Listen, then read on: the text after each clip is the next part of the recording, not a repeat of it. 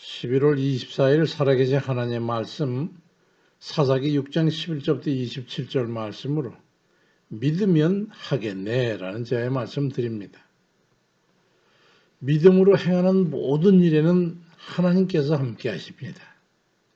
믿음의 조상이라고 하는 아브라함이 90세가 되었을 때 하나님께서 그에게 오셔서 로마서 4장 17절에 보니까 내가 너를 많은 민족의 조상으로 세웠다라고 말씀합니다. 그때는 이미 아내인 사라가 경도가 끊어져서 아이를 생산한다는 것은 기대할 수 없는 그런 상황이었지만은 로마서 4장 18절 이하에 보니까 아브라함이 바랄 수 없는 중에 바라고 믿었으니 백세가 되어 자기 몸이 죽은 것 같고 사라의 태가 죽은 것 같음을 알고도 믿음이 약해지지 아니하고 믿음이 없어 하나님의 약속을 의심하지 않고 믿음으로 견고해져서 하나님께 영광을 돌리며 약속하신 그것을 능히 또한 이루실 줄을 확신했으니 그러므로 그것이 그에게 의로 여겨졌느니라 말씀합니다. 믿음에는 이같이 제한이 없습니다. 90세의 말씀을 들었는데 100세가 될 때까지 포기하지 않고 믿음이 약화되지 않고 기도하면서 기다렸더니 결국 아들을 얻고 그 신라 같은 그 줄이 그 후손들에 의해 한 민족을 이루게 됐던 겁니다.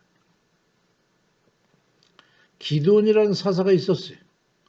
미디안족 속에 그때 이스라엘 백성들이 욕을 보고 있는 시절이었는데 하루는 사사기 6장 16절에 보니까 여호와께서 그에게 이르시되 내가 반드시 너와 함께하리니 네가 미디안 사람 치기를 한 사람 치듯 하리라고 그렇게 말씀합니다.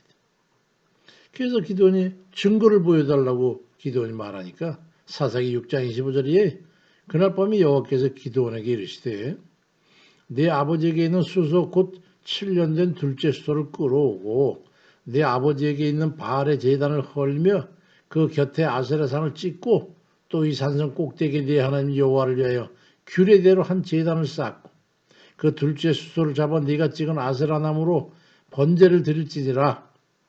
이에 기드온이 종 10사람을 데리고 여호와께서 그에게 말씀하신 대로 행하되 그의 아버지의 가문과 그 성읍 사람들을 두려워하므로 이 일을 감히 낮에 행하지 못하고 밤에 행하니라 말씀합니다.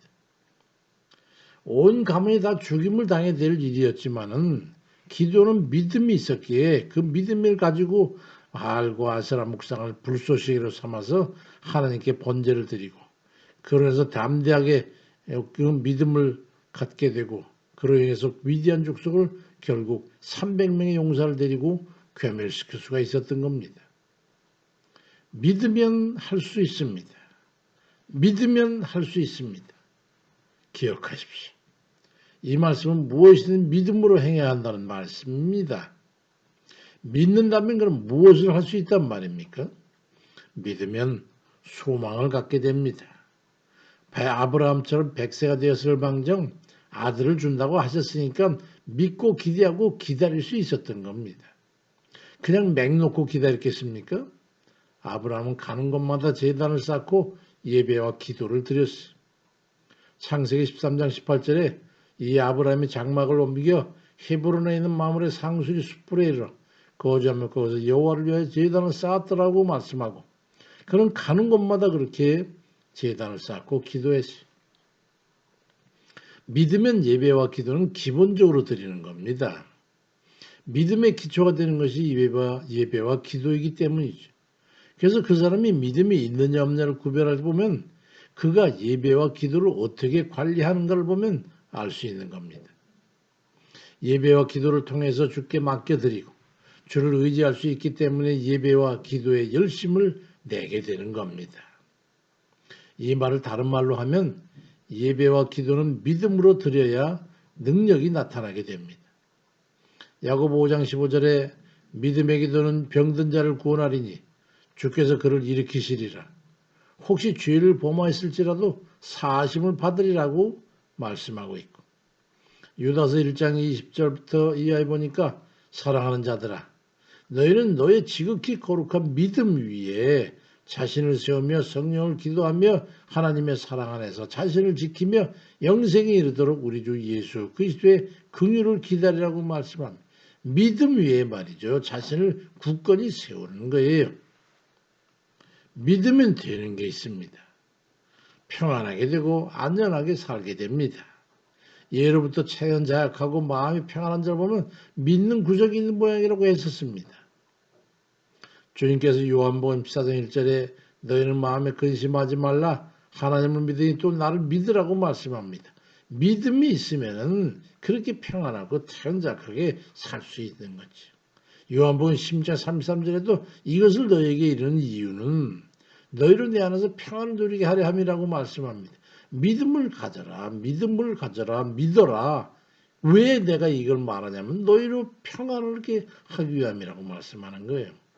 전능자를 믿으니까 평안을 얻게 되는 거 아니겠어요? 주께 맡겨 염려, 근심, 걱정할 필요가 없으니까 평정심을 유지할 수 있게 되는 거잖아요. 믿으면 전능자에게 맡겨버리고 객관자가 될 수 있기 때문에 평안을 얻게 되는 거예요. 나는 거기서 떠나는 거예요.